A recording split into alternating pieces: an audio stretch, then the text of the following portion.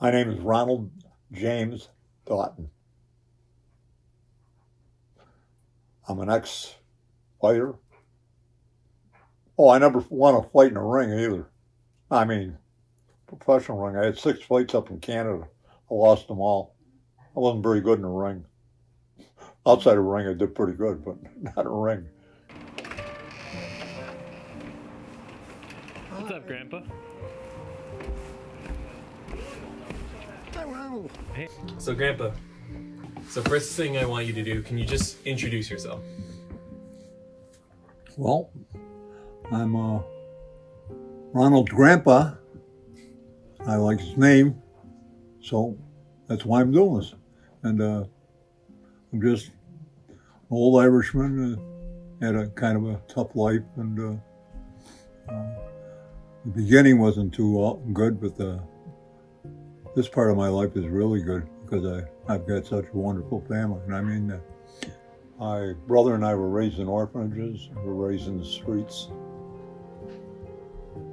raised with no love, with nothing. We ended up having very good survival skills. We had a mother and father, but my mother was a raving alcoholic. My mother was in and out of prisons. She was in and out of psych wards. When my mother didn't drink, she was wonderful. When she drank, she was horrible. My mother was vicious. And we didn't have a home because we didn't have a home. My father was a good guy, but he couldn't take the pain. My father had to run.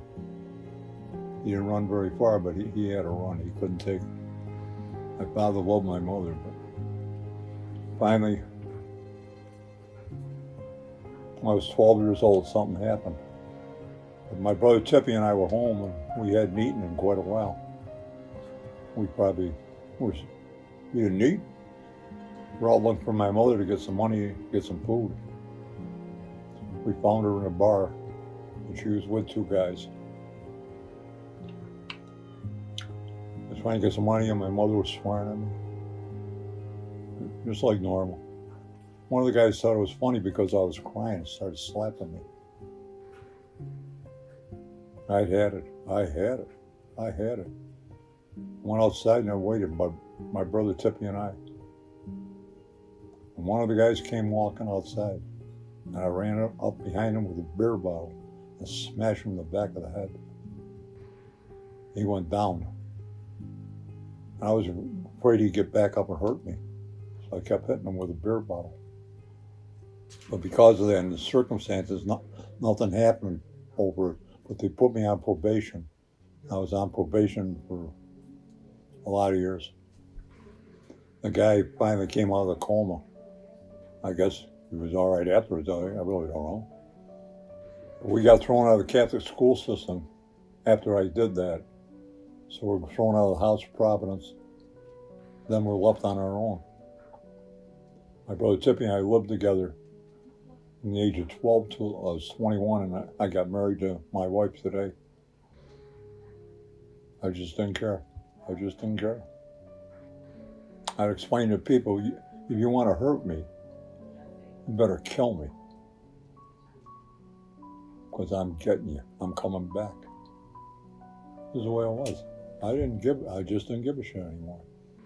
Anyways, because of the circumstances and everything, they took me and put me in a Syracuse State School, my brother and I, for mentally retarded. That wouldn't work, because at the age of 12, I was on my way to high school. I got put ahead 2 years for intelligence, because I'm smarter than a son of them. My escape from reality back when I was a kid was to read, escape into books.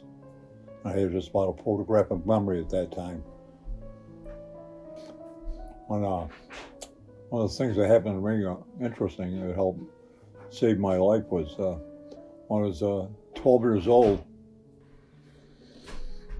when we were in the House of Providence, this guy from the Main Street Boys Club took us down there, took a bunch of kids out of the House of Providence down there, and it was like Disneyland, because you walked in there, they had a pool table, they had ping pong tables, and they had a science lab, and they had a basketball court and jumpers, and they had a swimming pool. It was like dying going to heaven. The only problem there is it's all black. It's all black and me and these other guys. And the black guys didn't like us being there. This is back before segregation kicked in. So the other guys that came with me originally dropped out because they couldn't take the beatings. But I didn't care. All I wanted to do was get in that swimming pool. Because before you went in the swimming pool, they had a shower and it had hot water. I never felt hot water until then. At the House of Providence, all the bigger kids would get to use the showers first, so by the time you got there, water would be cold. And that made it worthwhile. It ended up just me of everybody. So there's me and this other white guy belonged there. And I wouldn't quit. Every night after I got over, if the guy wasn't waiting for me outside, they beat me up. I just didn't care. I wanted that hot water. Sounds strange. But anyways, I was up in the main gym. One of the guys that used to beat me up all the time was there. He was an older guy, he's probably 14 or something, whatever it happened to be. He says, "See that kid over there? You know, I was skinny as a whale. See that kid over there?" I said, "Yeah." He said, "I want you to go over and smash him right in the mouth." I remember to this day. Huh? What are you? Yeah, I'm saying, this guy's nuts. This guy's been beating me up. You do it. So I was more scared of this guy than one of him. I walk over and smash him right in the mouth. He said, "Smash him and come back here." I went over and hit him in the mouth. I run back. He was crying. "Oh, this kid hit me." It was his older brother. His brother said, "Yeah." He said, "I'm sick and tired of you beating this kid up." He says, "Every time you beat him up, I'm going to beat you up. How's that sound, pal?" Well, anyways, after that, I became a member of the Boys Club. I learned a lot. And I learned to play basketball there. Learned how to trampoline, it was a lot of fun. And I grew up with the blacks. This is before integration. They were my friends. I used to go to their houses. They didn't make fun of us. When we were in the House of Providence, we got shipped from one school to the other. Every semester, they changed your school because they didn't want you to get attached to any place. This is the way I understand it. I don't really know. But they changed your school, so we went to just about every Catholic school and grade school in Syracuse. And we'd be on the bus, and the kids would make fun of us because they call us orphans, poor people. Most of these people were Irish, and I'm Irish, and I hated the Irish. That's why I grew up. I grew up with the Indians and the blacks were my friends. The Irish I hated. And I let them know when I got older. I graduated from high school on my 16th birthday. I didn't go to the 4th grade and I didn't go to the 8th grade. When I graduated from high school, I probably graduated with 70 average because I wasn't there. I was always locked up for some reason. But I took whatever they call them back then, SATs or different things like that, because the principal of my high school had me do it. I took it. And because what I scored on it was so high, they couldn't understand it. They brought an investigation team down to vocational high school to check me out to see if I was really as smart as this test said.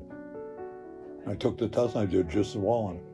I graduated from high school, and my principal of my high school was on the board of directors of St. Lawrence University. He got me a full scholarship to St. Lawrence University for academics. And me and my Indian buddies went up there, and they had this college bar up there with a band and everything. We're in there, and I'm shooting my big mouth off, that I'm going to be coming here to school and all this happy baloney. A fight broke out.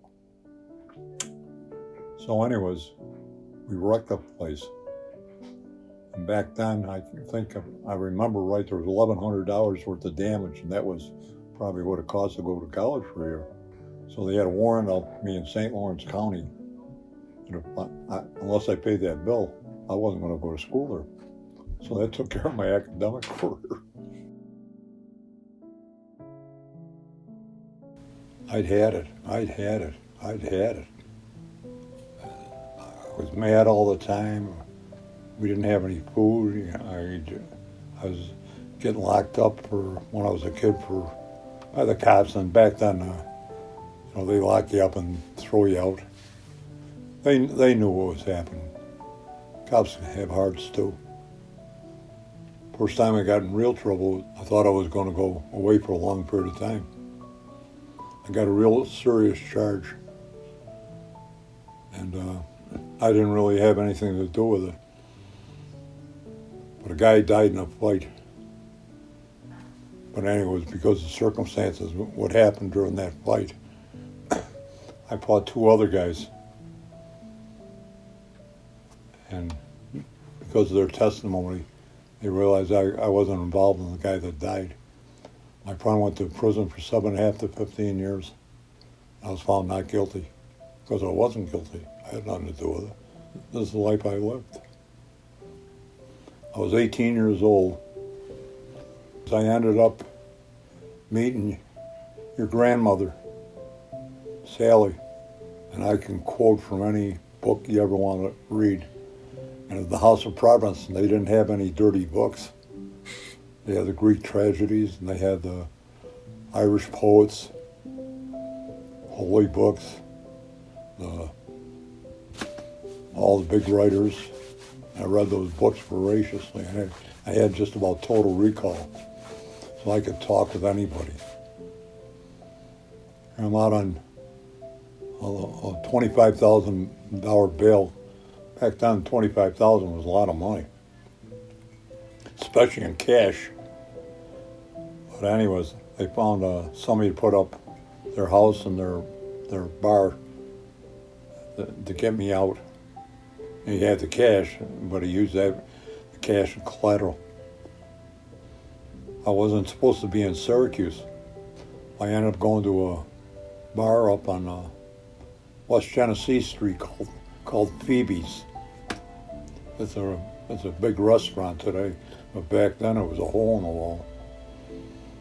I was in there with my friend Jerry, and Jerry was out on bail for robbing the Safe and Onondaga Country Club. Yeah, but Jerry had a wife and 2 kids, and I didn't have anybody.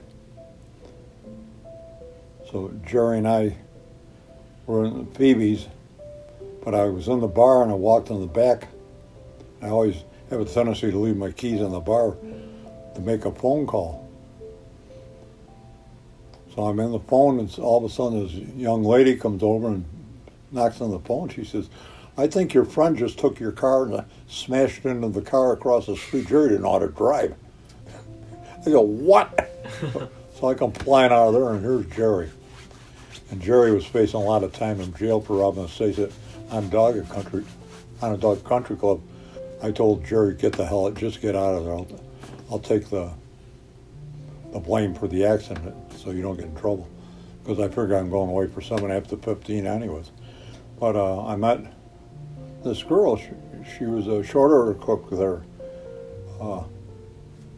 And she seemed nice, so I started going in there, and all well and good. And so she was supposed to be off one night, so I didn't think much of it. And so I happened to be with another girl, and I happened to bring her up there because she ain't going to be there, right?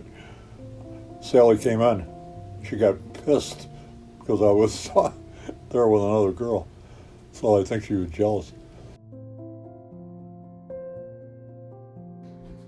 I'm a con. I'm a liar. A hustler. I was 18 years old. I met her, and all she had to do was write her dissertation for a PhD in psychology, or psychology. She was 25 years old. I was 18. I met her, and I lied, and I told everybody I was 25. I was a college graduate. and I was trying to find myself. We go to parties at Syracuse University with all the professors and different things like that. I had them all convinced that my story was true.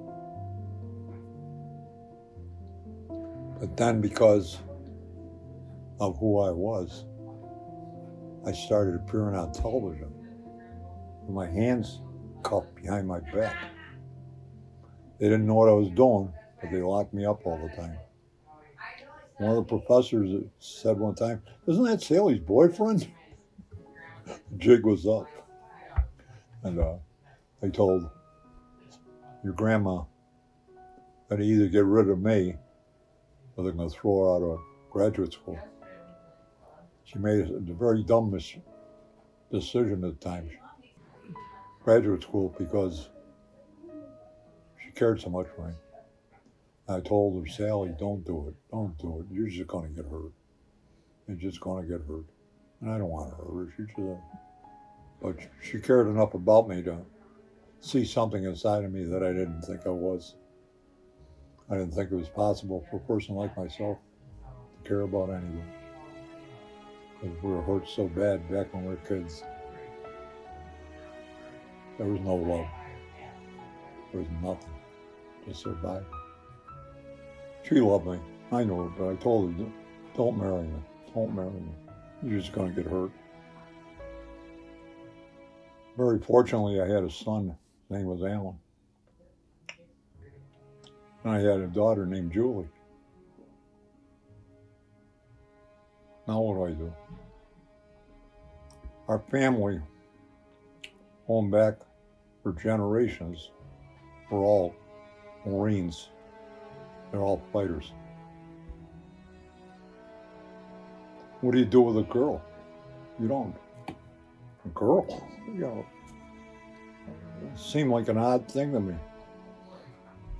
Because of certain abilities I had through the course of the years, I could always make money. I always made big money.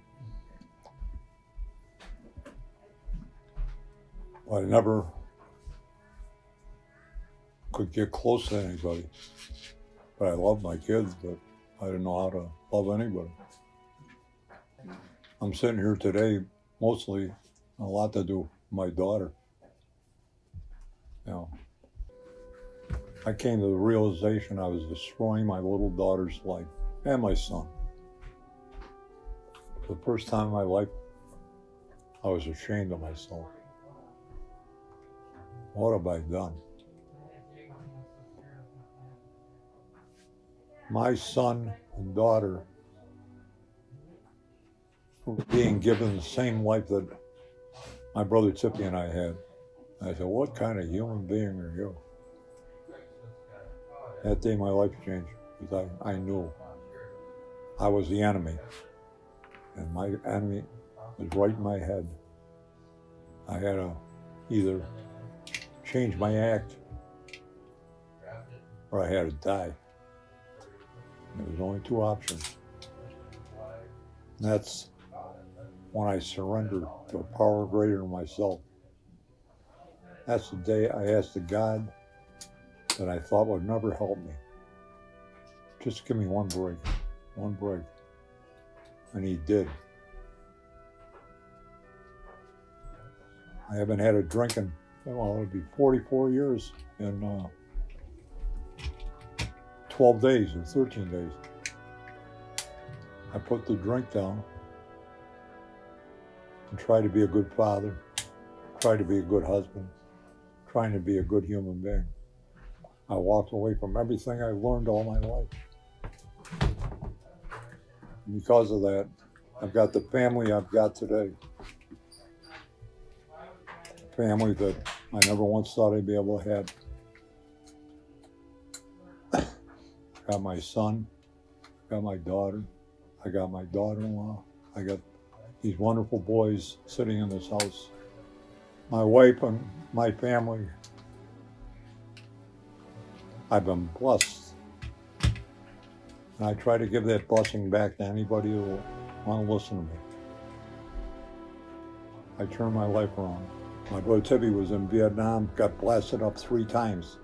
He'd been put in for all kinds of medals, all kinds of things. He came back from Vietnam. He was on total disability because of his wounds and was on a bender for 11 years. He was sick, he was dying. I picked him up out of the gutter and took him to detox. He never drank again. A year and a half later, he got a hold of me, took me to detox. I never drank again. I didn't think it was possible for my brother Tippy and I to live in this world. Because of the life we've had the opportunity to go from hell to heaven.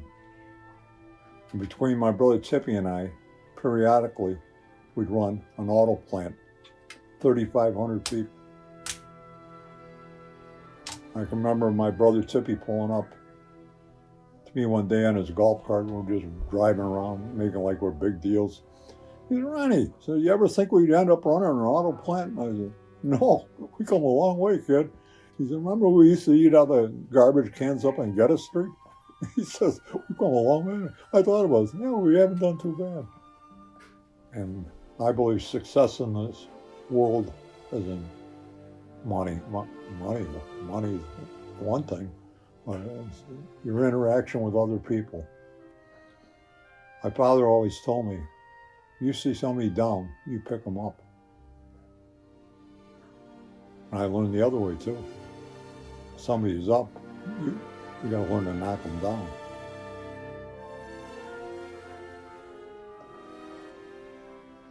I wish I could change certain things in my life, which I never can. But because of the way we're brought up, we can feel for other people. We know what it is to come out of the gutter. We know what it is to be alone. We just don't try to hurt anybody anymore. Now I've got the family I got. My son, what a gift. My daughter, she's a gift. Where would I be today if it wasn't for them? Where would I be today if I'd picked up a drink? I've had one hell of a life. Yep. God gave me so much all my life and I appreciated nothing. I just took it for granted. Today I don't take it for granted. I'm glad I had the opportunity to straighten up before my kids got too old. That's why I'm here today. Because I was doing the same thing that my 2 kids was done to my brother and I. And the only difference was my wife, Sally. If it wasn't for her, I wouldn't be here. I'm not glad the way I was brought up, but the way I was brought up made me and my brother exactly what we are today. And I thank God for that. Okay, that's it, Ronald. Okay. So. Sorry, hope I didn't bore you. No.